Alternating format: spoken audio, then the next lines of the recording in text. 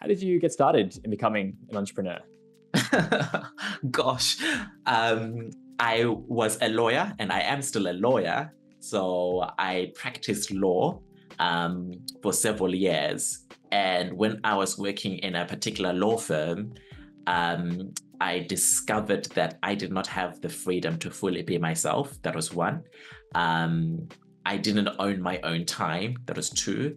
And the clients I was working with were not actually interested in the advice we were creating. So typically in a law firm, you're working 12, 16-hour days. You're doing lots of thorough research. And then you're having your client meetings and they don't care. I was like, I'm wasting my life. I am actually wasting my life. And that's when I discovered for myself that if I can do this work for a client, what would it be like to do that for myself? And that's when I decided that I wanted to be a decision maker. So it wasn't necessarily I want to start a business. I decided that I want to be a decision maker. And inside of being a decision maker, one of the opportunities of that was, being a decision maker in my own business and playing that as a game of life. What would it be like to win and fail on my own terms, on my own decisions? That was something that interested me. That's how I ended up transiting into being a businessman. It didn't happen overnight. After I left the law, I spent 12 months looking for my next opportunity. 12 months. It was very hard because many people, when I decided to be a decision maker, people were like saying you need to go and do an MBA. I looked to join organizations outside the law, but I didn't tick their boxes. But I knew for myself that I could turn mud into gold. After all, I came to Australia by myself at 16 years old with $300, raised money, hundreds of thousands of dollars to go to law school. So the feedback I was getting did not correlate to who I knew myself to be and what I accomplished. Another way of saying it is that I was being limited by other people's opinions of how they saw me. But after that 12 months, I found an opportunity.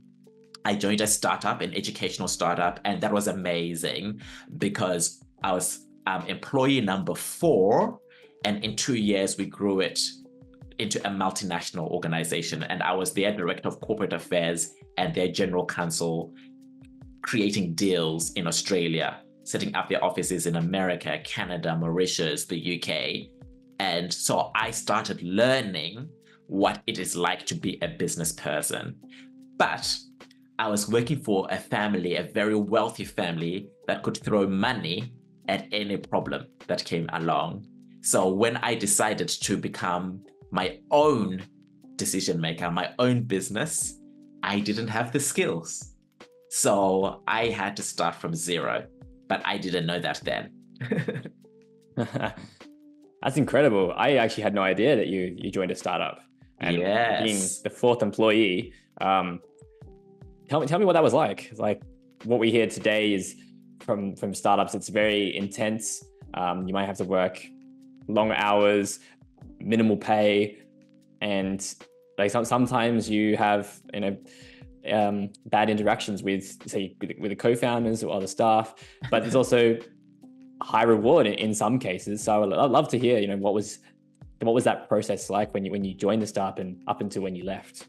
Like when you say that, it's as if you were there because I experienced all of those things. I took a 20% salary cut when I joined the startup. I was okay with that. I could still maintain my expenses and live life. But the vision of the startup is what I was called to. And I think many people who work in a startup, they're not doing it necessarily to begin with for the money. They're doing it because they have a strong purpose and vision. And the purpose for this particular one was education.